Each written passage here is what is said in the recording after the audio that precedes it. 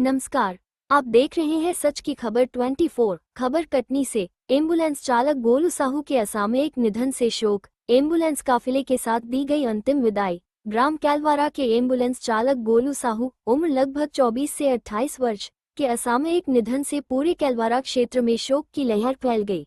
उनका निधन बीती रात संदिग्ध अज्ञात परिस्थितियों में हुआ।